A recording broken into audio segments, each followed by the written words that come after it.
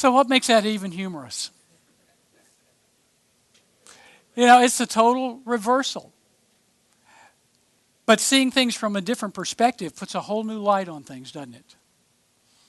Now, I'm not sure if I need to apologize to the Hispanic community or to say, all right, now see, you're in charge. I'm not sure which I need to do. But you notice it changed the perspective, and that changed things. And so part of what we've got to do is we've got to learn how to look at our problems and our solutions differently. And as we start analyzing, it requires us to look from different points of view. Judgment is about finding strengths and weaknesses in order to find a better solution. Two of the things that I've started doing with the Associational Leadership Council that I have found really helpful to move us toward better analysis. By the way, when we usually present folks with a solution or an idea, one of the very first things that happens is that people start trying to poke holes in it, right? Find weaknesses, tell you why it won't work. Well, what I thought was we need a different way of looking at things. And so we have something we call PMI, plus, minus, and interesting. I ask them anytime we analyze or we look at something, they take a sheet of paper and they write plus on the top, minus in the middle, interesting on the side, divided into 3 sides. And so we take every idea, write all the pluses for that idea you can think of. Write them down in that column. All the minuses, write them down. All the things that are really interesting, maybe not positive, not negative, but really interesting, and might lead to something else, write those down. And let's talk about the pluses, the minuses, and the things that are really interesting. And what I discovered was that changed the way we started talking about solutions. And the other thing I said was, I want you to tell me what % of a good idea is this. So we would present an idea, and I would say to the Associational Leadership Council, and this is what we did on the whole retasking conversation. I said, what % of a good idea is that? And then we would add it up. And we found out that was about a 90% good idea. But there were some things that we needed to address. And so before it ever came to you, we started looking at those minuses, those things that needed to be addressed before we could present it to you all. But let me tell you, those two things changed the decision-making process for the Associational Leadership Council. Because now we're talking about pluses and minuses and things that are interesting. And, you know, when you start off saying, this is an 85% good idea, how can we make it a 100% good idea? It changes the dynamics of the conversation. So what we went from was maybe presenting solutions and folks talking about, well, that won't work because of this and that won't work because of that. And the idea is, gosh, this must be a terrible idea. And what I discovered was it was really a pretty good idea. But folks were just identifying some of the negative things. And when we could talk about the positive and build on it, identify the negative and work through it, take the interesting and maybe do something else with it, we began a process of being more creative. And then the last thing is enhance the idea by repeating the process. Our human tendency is to stop too soon.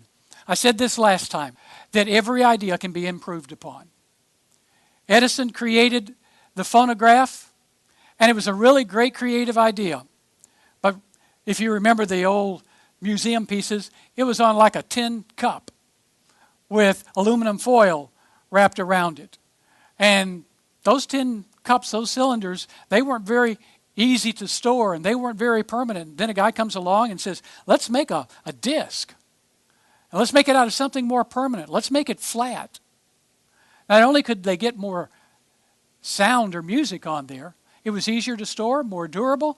It was a fantastic shift. It was a good idea Edison had, but somebody came along and made it better.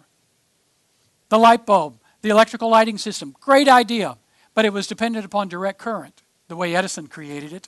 Westinghouse came along and said, let's do alternating current. Direct current requires you to be close to the source because the further you get away from the source, the less electricity you got. Westinghouse said with alternating current, you can be a long way away and still have the equivalent amount of power. Edison and Westinghouse fought over that. Westinghouse fortunately won because any good idea can be improved upon. And the same thing's true of the motion picture. Edison created the kinetoscope. Put your little nickel in, see these moving pictures. It was great. Somebody said, let's throw it up on a screen. Edison didn't like that. It was going to cost him nickels. But guess what? The motion picture gets put on a screen, and it's a great idea. Good idea can be improved upon. The association is nothing but an idea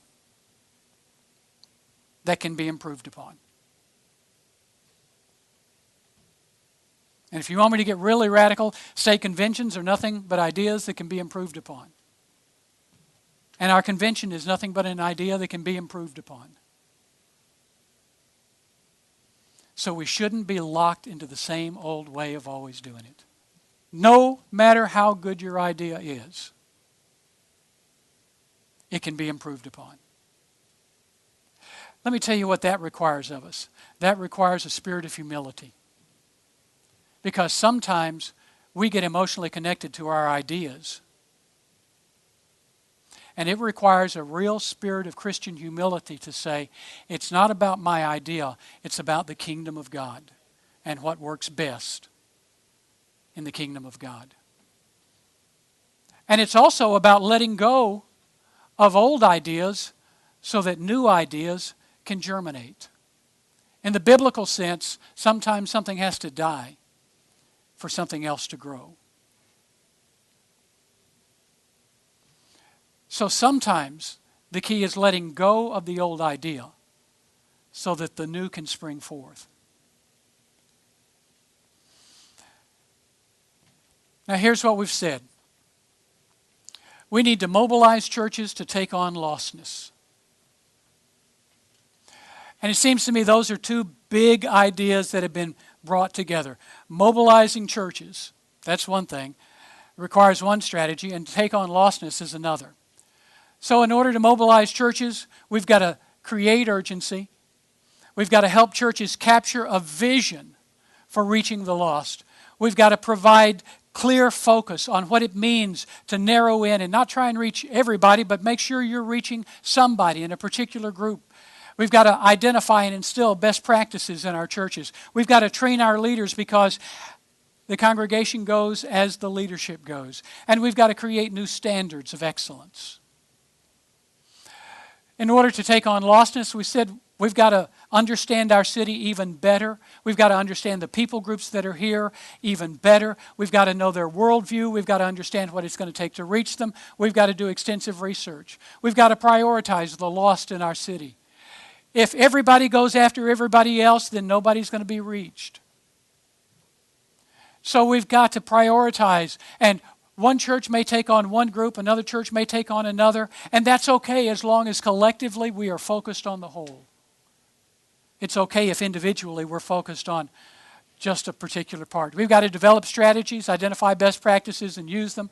We're going to have to develop somewhere along the way a whole new church planting system that moves from addition to multiplication. And it's going to have to be non-traditional because I've said to you before, the traditional way of starting churches is not going to reach our lost city. And we're going to have to do some training for specific groups. And whatever the strategy, it's going to have to grow out of fervent, focused, intercessory prayer. Folks, this is not just about giving it our best effort. It all begins on our knees. As we come before the Lord, as we seek the Lord, and as we ask for His insight, enablement, empowerment, understanding, perspective, knowledge. But we're going to have to set some God-sized goals. You realize we've got 600 churches plus in UBA. On any given Sunday, about how many folks do you think we have in attendance?